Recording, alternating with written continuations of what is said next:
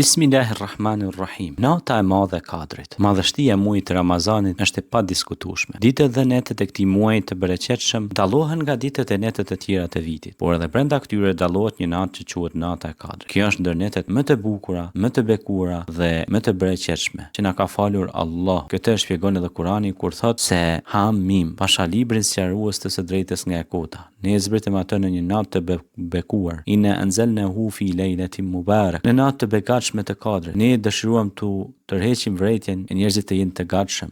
Në atë natë zgjidhet çdo çështje në mënyrë të prerë. Urdhër i përcaktuar nga vetë ne. S'ka dyshim se ne dërguam të dërguar e zbritëm nga mëshira e Zotit tëm. Ai është dëgjuesi i dijshmi, Allahu. Pra Kurani zbriti në këtë natë të cilën Allahu e quajti Mubarak, të bekuar, dhe tha për të: në të zgjidhet çdo çështje në mënyrë të prerë. Kjo do të thotë se këtë natë përcaktohet kaderi të gjitha krijesave për vitin që vjen, siç janë: kush do të lindë dhe kush do të vdes, kush do të fitojë, kush do të humbas, kush do të jetë i kënaqur dhe kush i hidhur. Pra gjithçka dëshiron Zoti për atë vit. Sipas mendimit të shumicës së dietarëve, këto vepra, pra natën e Kadrit, kalojnë nga Lauhi Mahfudhi në qiejt e tokës. Ibn Abbasi ka thënë: përrejm që njeriu përgatit shtrohen për të fjetur, mbjell faren dhe vërtet ai është prej të vdekurve, ka për qëllim është saktuar që do të vdes këtë vit në natën e Kadrit. Dhe thuhet se natën e Kadrit ju njoftohet me lajkeve ajo që do të ndodhë vitin e ardhshëm. Kurse në surën Kadr për këtë natë Allahu thot: inna anzalnahu fi lejlatil qadr wa ma adraka ma lejlatul qadr. Lejlatul qadri khairun min alf shahr. Tanazzalu al malaikatu war ruhu fiha bi idni rabbihim min kulli amr. Salamun hiya hatta matla'il fajr. Ne zbritëm atë Kur'anin në natën e Kadrit e që bëri ty të dish se ç'është nata e Kadrit. Nata e Kadrit është më e rëndësishme se një muaj. Me lejen e Zotit të tyre, në atë natë zbresin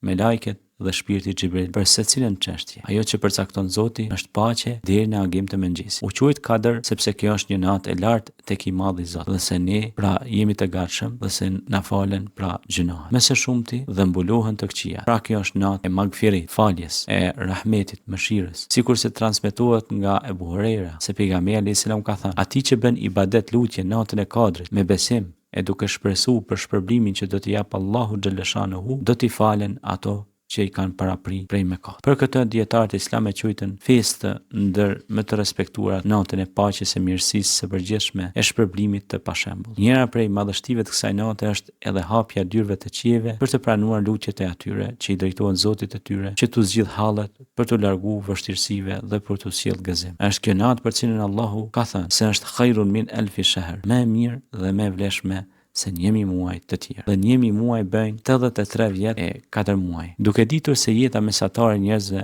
në këtë botë nuk i kalon të 74 vjetët. Do të thotë se kjo natë është më e vlefshme se tërë jeta e njeriu. Për këtë Katadia, Allahu më mëshiroft, ka thënë: Allahu ka vlerësuar dhe zgjedhur disa nga krijesat e tij. Ka zgjedhur nga me lajket të dërguar dhe nga njerëzit pejgamber. Ka zgjedhur nga fjalët lutjet dhe prej vendeve xhami. Ka zgjedhur nga muajt Ramazanit, nga ditët e Xuman ose nga netët natën e Kadrit. Prandaj o musliman, madhëroni ato që ka madhëruar Allahu. Musliman, vëllai i nderuar, e motër muslimane, vërtet nata e Kadrit ka rëndësi shumë të madhe.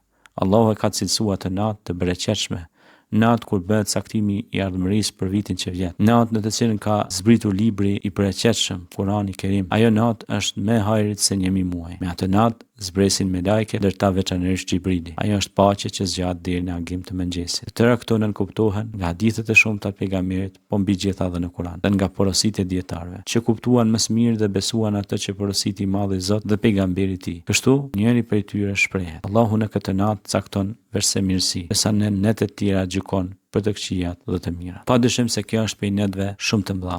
Mençuria e natës së Kadrit, e fshehjes natës së Kadrit, Imam Raziu thot për këtë në tefsirin e tij: Allahu e ka fshehur atë si shumë gjëra të tjera.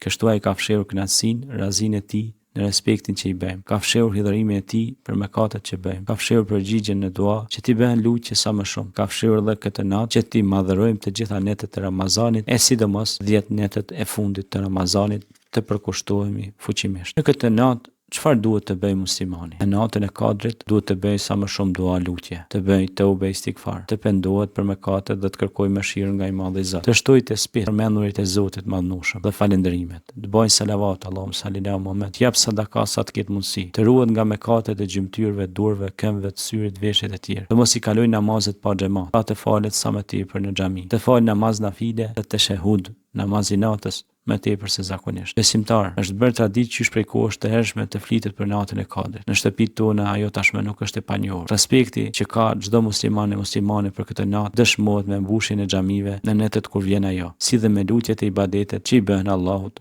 çdo natë Kadri. Allahu na mundësoft të arrijmë shpërblimin e kësaj nate të bekuar dhe të fitojmë pra kënaqësinë e Zotit dhe të hyjmë në xhenet. Dhe të na shtojë Allahu të mirat në këtë botë dhe në botën tjetër të na bëjë prapë banorëve të xhenetit.